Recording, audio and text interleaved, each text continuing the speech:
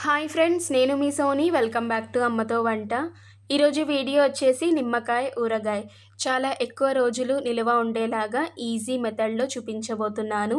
నేను ఇక్కడ బాగా పండిన 10 మీడియం సైజ్ నిమ్మకాయల్ని తీసుకున్నాను. ఈ నిమ్మకాయలన్నీ చాలా ఫ్రెష్గా ఉండాలండి. అలాగే నిమ్మరసం ఎక్కువగా ఉండే నిమ్మకాయలే తీసుకోవాలి. ఇప్పుడు ఈ నిమ్మకాయల్ని ఒక గిన్నెలోకి వేసి పూర్తిగా మునిగేలాగా వాటర్ని పోసి స్టవ్ పైన పెట్టి మంటను సిమ్‌లో ఉంచి బాయిల్ చేసుకోవాలి. ఈ నిమ్మకాయల్ని పూర్తిగా బాయిల్ చేసుకోవాల్సిన అవసరం లేదు. మీడియంగా బాయిల్ చేసుకుంటే సరిపోతుంది. ఇప్పుడు ఈ నిమ్మకాయల్ని మీడియం పీసెస్‌గా కట్ చేసుకొని ఒక బాండీలోకైతే వేసుకోవాలి. ఇప్పుడు ఇందులోకి అరకప్పు దాకా కారం వేసుకోవాలి. అరకప్పు అంటే 150 గ్రామ్స్ వరకు పడుతుంది. అలాగే సాల్ట్ వచ్చేసి పావు కప్పు దాకా వేసుకోవాలి. పావు కప్పు అంటే 100 గ్రామ్స్ వరకు పడుతుంది. 2 టీ స్పూన్స్ పసుపు, ఒక 4 పచ్చిమిర్చీలను వేసి ఇవన్నీ బాగా కలుపుకోవాలి. పచ్చిమిర్చి వేయటం వల్ల ఫ్లేవర్ అయితే ఇంకా బాగా వస్తుందండి. ఇలాగ మొత్తం కలుపుకున్న తర్వాత ఉప్పు, కారాలు కరెక్ట్‌గా ఉన్నాయో లేదో చెక్ చేసుకోండి. ఒకవేళ మీకు ఇంకా కావాలనుకుంటే యాడ్ చేసుకోవచ్చు. ఇంకా మూత పెట్టి హాఫ్ అన్ అవర్ వరకు వదిలేయండి.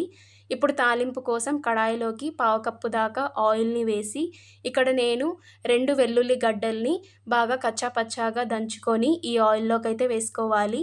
ఆయిల్‌లో వేసుకున్న తర్వాత ఒక టేబుల్ స్పూన్ దాకా జీలకర్ర, ఆవాలు, కొన్ని రెబ్బల కరివేపాకుని వేసి ఒక 2 మినిట్స్ దాకా వేయించుకొని ఇంకా ఈ తాలింపుని ఊరగాయలోకైతే వేసుకోవాలి.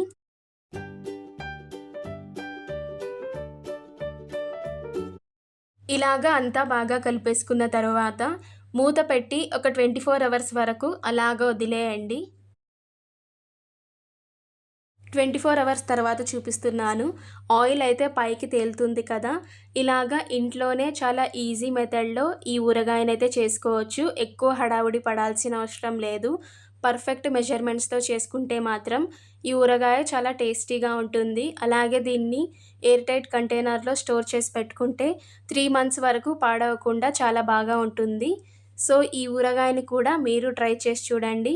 వేడి వేడి అన్నంలోకి ఈ ఊరగాయని వేసుకొని కొంచెం నెయ్యిని వేసుకొని తింటే మాత్రం టేస్ట్ అయితే అద్దిరిపోతుంది కదా! మీరు ఒకసారి ఇంట్లో ట్రై చేసి చూడండి. వీడియో నచ్చితే వీడియోని లైక్ చేయండి, షేర్ చేయండి, ఛానల్‌ని సబ్స్క్రైబ్ చేయండి.